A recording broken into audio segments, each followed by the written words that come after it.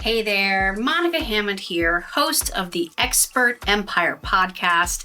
And today I'm going to go through the nitty gritty of how I track my VSL funnel stats. Look, there's some glamour, glitz and glamour can happen in this industry, but a lot of it's just the hard work, looking at the data and figuring it out.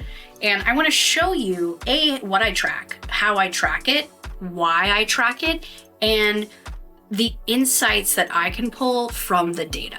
Okay, so flipping over to the screen here, I have this VSL full funnel tracking sheet that has tabs by month, where every single day, one of my interns goes in and pulls the full ad spend and all of the metrics that I'll go through.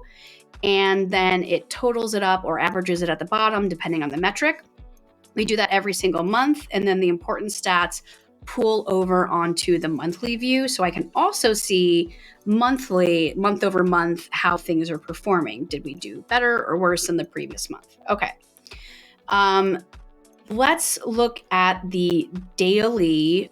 This is just January. These are real numbers I've anonymatized one of my partners here, but you'll be able to see the date in the first column and then the ad spend for that specific day in the second column. So, you'll be able to see we were starting January around 500, 600, 700.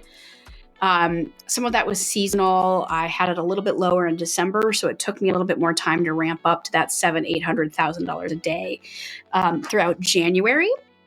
CPMs were sitting pretty in the $27 to $35 range. That is great. Average CPM for the month was $33. Total ad spend for the month for this client was $23,779. That was excellent. You can see the number of clicks. So 4,889 clicks. And then the VSL page traffic. This shows how many people landed on the page. Sometimes you lose people and the landing page firing. And then in this funnel, people go directly from the ad to a video page to book a call. So in this version of the funnel, we're not getting opt-ins. So that metric is not tracked here for that reason. So you'll see on a given day, this had 235 page visits, all scheduled. So that means that the call schedule rate, the conversion rate of that page, of that VSL page, was 2.13% that month. I really, really, really want this converting at 2% or above. And the average for January, for example, was 2.12%. This is where you can see, I can track, I have a whole other sheet where I track any updates I make to ads, to messaging, to the actual funnel itself, to the funnel structure, all of that. So I can see all of a sudden this, block of dates, January 20th through the 24th, I started getting a lot of calls. My conversion rate on the page was 3 to even over 4%. And I can go back and see maybe what I changed that could have had an impact on that. So that's how you can really track and review, is what you're doing actually working? Is it making any difference? Or is it hurting it potentially, right? I have some days in here was a 0.49% conversion rate. And sometimes that's just the day. But it's good to look at these stats on a weekly basis and get an average over a week. Because that'll give you a slightly, better, more accurate picture here, right? Because any given day, there's lots of different factors. So call schedule rate was 2.12%. And then I break it out into cost per call schedule. This is one of the most important metrics that I track. I am trying to get to a $200 cost per call scheduled. So this sheet, of course, is trying to sum it when I want an average. I don't know why it's not giving me the average here, but averaging this out is probably going to look like it was definitely above KPI. Let me see. $309 cost per call schedule. So above KPI, not great, but the cool thing was we had a lot of conversions from this, right? So I'm always willing to spend a little bit more if I see that the quality of leads, which I'm tracking in another spreadsheet, they're showing up and they're actually buying, fine. if it costs me $300 to get a call, but they're spending $6,000, like that's worth it, right? Okay. So all of this data is under the ad funnel performance section. That is based on the day someone actually clicks an ad and books a call.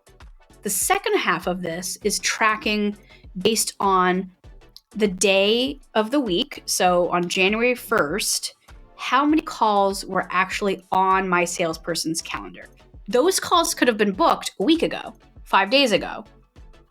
But I want to know, out of all the calls on their calendar that same day, how many were held, what was the show up rate, and what was the cost per call cost per call held. So for example, we had 98 calls scheduled for those for, all of January, and 45 were held, meaning it was, what is that? It says it's a 31% show up rate. I actually don't think that's totally true. It was definitely closer. It's been closer to 70%. So that's just an issue with some tracking there. And if you go over here, you can see cost per call showed, and then the number of enrollments. You'll see just from this one funnel, because that's all I'm tracking on this sheet, this one VSL funnel, we made 11 sales in January. The call close rate was 14%. So that's out of the 45 calls held, 11 purchased for a 14.25% conversion rate. We collected $51,000 in revenue, $48,000 in actual cash collected, which means the money that was transacted in January was $48,000 from this one funnel, but a couple of them were probably deposits or payment plans. So that's why the revenue is a little bit higher. Someone probably paid us half now, half next month, right? So on $23,000 in ad spend, we collected $48,000 in cash that month. So it's a little bit more than a 2x ROAS, which is decent. 2x to me is the minimum. I really want to be seeing 3x. So we're actually working right now on ways to obviously increase that by bringing in a setter who is coming in and following up with no-shows, basically hounding them, trying to get them to rebook and then show up for that call. We're implementing, so you can basically see here, what are the problem areas? One of them is the show up rate, especially if that 31% is true, which it's not, definitely not. But if I get more people showing up to calls, I'm just statistically, factually going to close more deals, right? Another thing we could work on is the close rate. 15% is okay.